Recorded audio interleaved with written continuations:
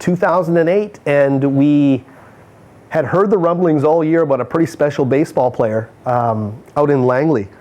And his name was Brett Lawrie, and of course now he's the starting third baseman with the Toronto Blue Jays. And talk about the competitive spirit of his older sister Danielle. Earlier in this segment, Brett brought the same qualities to the photo studio that day. I remember his dad Russ came in, they had a whole bunch of bats, and Brett was taking him in front of the camera and showing us that swing at an early age, so advanced that he was picked 16th overall in the 2008 Major League Baseball draft. In fact, Brett came in for his photo shoot, then was drafted into the MLB, and then the head of the class section came out. So we put, you know, his future aspirations, professional baseball, and he's lived up to that. It's been an incredible climb, the highest Canadian position player ever taken in the Major League Baseball draft, and so proud that he too is part, you know, of head of the class. And Brett Lawrie was a great athlete throughout his high school career. I think whatever sport he picked, he would have done so well at, and do remember him as well being a very, very, very good basketball player, but baseball was always the number one sport for Brett. And of course, so much of these chapters yet to be written with Brett Lawrie, one of the top young players in all of Major League Baseball. We are going to go to 2009 now and talk about a very, very famous athlete, especially stateside this year, Kelly Olynyk from South Kamloops Secondary School in 2009. Kelly has always been a huge guy, obviously, you know, being 6'11", 7 feet tall on the basketball court. Everyone's going to remember him, and he did so well over his high school career with South Kamloops, especially when they got to the provincial championships. Kelly, it was amazing, led the BC Boys AAA Championships in 2009 in scoring, rebounding, and assists. And he tied for the tournament lead in block shots. And I said at the time it was the greatest single performance by any athlete in the history of the BC Boys AAA basketball tournament. And I don't think anyone is ever going to top that. It was so amazing.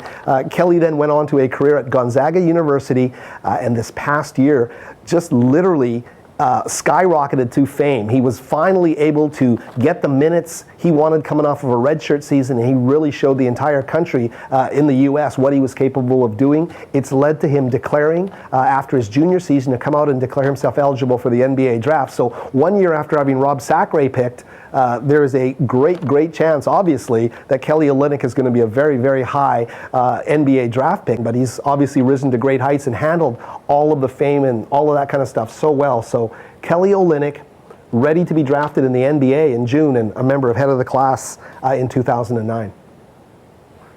2009, a real special year for high school football in the province of British Columbia, especially as it pertained to head of the class, because Baseko Lakombo from W.J. Mowat Secondary School in Abbotsford was one of the most prolific running backs we'd ever seen in the history of BC high school football. But when he went to the University of Oregon, that powerhouse south of the line, they decided everything that he had best suited a position on defense. So Baseko became a full-time linebacker. He's now set to enter his senior year at the University of Oregon. They will again be one of the top-ranked teams in all of NCAA Division I football. And I think the interesting note this year is Baseko's a senior, and many people are saying, hey, he has a chance to be drafted in the NFL draft. And of course, we just had the 2013 NFL draft. I know Baseko, very excited over the next year, wants to have a good season, put himself in position for a potential career in the NFL. And of course, the CFL really has already noticed him and has him as their number one ranked player. Baseko Lakombo, the linebacker, always smiling. Brought his dad, Leon, into the studio for his photo shoot, and I can still remember, I said, why don't the two of you guys get in front of the camera there? And Leon had the big cowboy hat on, he goes out and hugs his son. Great to see the pride the parents take in their kids being part ahead of the class, and it's a memorable photo. I do remember that one very, very well, and Baseko Lakombo obviously has some great things lying ahead of him on the football field. So we're going to start counting down the days to head of the class. As we mentioned off the top, June the 17th is the publication date. Head of the Class 2013, our 14th annual edition. We certainly hope you will Pick up a copy of the paper that day to look at it. Lots of stuff happening online as well. A number of different platforms and a number of other athletes, valedictorians, Coach of the Year, Adversity Athlete of the Year. We try to cover the whole spectrum. And I'll tell you, sitting down here today to try and pick 10, you don't do justice to the entire class of ahead of the class alums, because there's so many talented people. I can go through names like Mike Mason, Curtis Moss, Billy Green, Mark Trazzolini, Eugene Wong, Philip Scrubb, Lamar Durant, Christian Covington. That's just the guys that some of them that we could not put in the top 10, or we very well could have. Their accomplishments as well have been incredible. Same for the girls.